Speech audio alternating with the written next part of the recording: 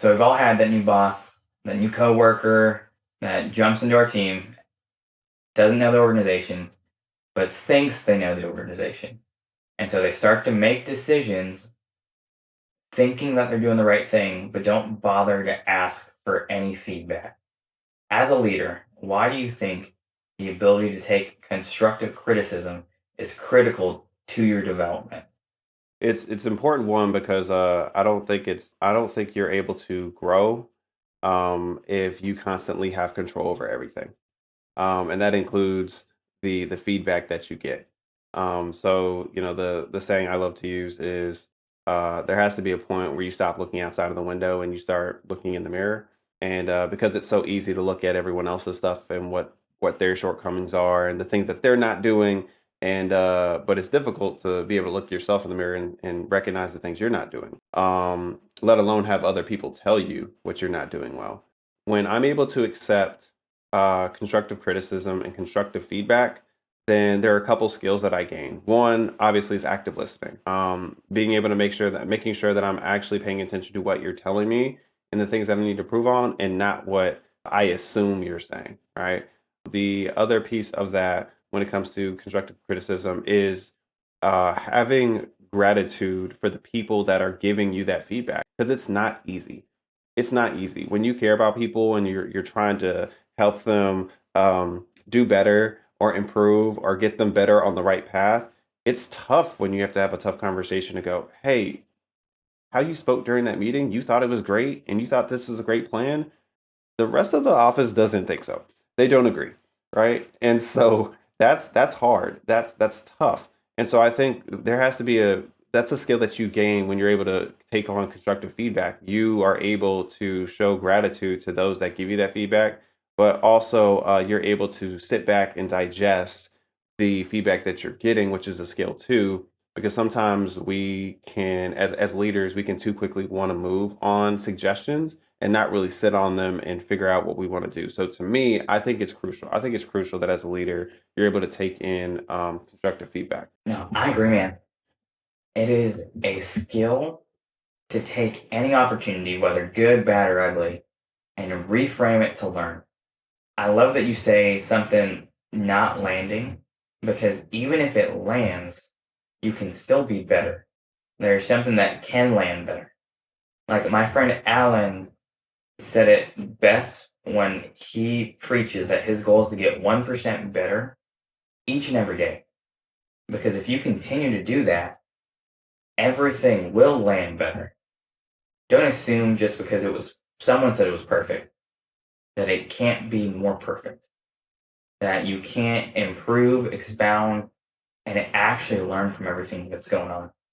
Because when people realize that you're willing to learn from your own mistakes and take ownership, so are they. They will feel comfortable coming to you and speaking to you because you've proven through your actions that you're willing to learn no matter what the outcome originally was, which is incredibly valuable. Yeah, no, that's key. I mean, it builds trust. It absolutely builds trust. When I see that my leaders are able to take feedback, when I see that they're willing to approach a situation differently because the team as a whole is saying like, "Hey, we need to pivot." I think that's crucial. But also like it's crucial because it's isn't it a little bit hypocritical as if me as a leader I tell you that you should be doing A, B, and C and you need to listen and you need to take accountability, but then when you put it on me to be accountable, I don't want to take it, right? You know, that's another thing. Like, you know, taking feedback, taking constructive criticism, like it's key. Like I mentioned growth earlier, but it's key to growth within teams, like building that trust. And if I'm not sure that whatever I'm going to say to you is going to like that you may not like it. I may go into it knowing that you may not like what I'm going to say, but if I feel like you're not even going to be open, then what we're doing is we're fostering an environment of not just closed mindedness, but there's no innovation in that. There's no sense of, hey, I've got your back, you got mine. Because now it's going to become, well, he's not going to listen. She's not going to listen. I might as well do things on my own. I don't see successful organizations with that mindset, with the mindset of looking out for self and only doing things that's in the best interest of me. So to me, we have to be careful on the being hypocritical piece. We have to be able to take in feedback just as we recommend other people to do it. No, that's 100% true. It makes me think of relationships or even parenting. Like, how can you yourself tell your child or your partner to behave a certain way, but then when presented with a similar opportunity, it just goes out the window? Like, you want your partner to listen, to love on you, to care for you, your child to respect others. But if when you were presented with the opportunity to express those same skills, you don't, what are they going to think? Like, they are not going to believe in what you're trying to teach them. And that goes as leaders. You cannot lead by saying, don't do what I do, because that is just ineffective. That is hypocritical. That is showing toxic behavior. You have to be willing to heed your own advice and actually show people that you can learn from feedback. Not only do I agree, I think there's something to be said about not just receiving the feedback, because I think that's one piece of it. But I believe the other side of the other side of it is, excuse me, is the fact that leaders should also seek the feedback. So if I'm someone that like I just put in a new policy in my office or we're making change in my organization and I'm boss man and I told everyone, I shouldn't always just assume, all right, you know what? I did a great job. This is my idea, da, da, da, da, and just pat yourself on the back and keep moving.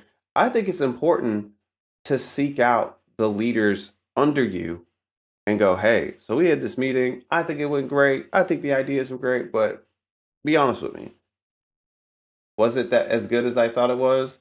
You know, are people receiving it well, or is the opposite happening? And what ends up when you do that?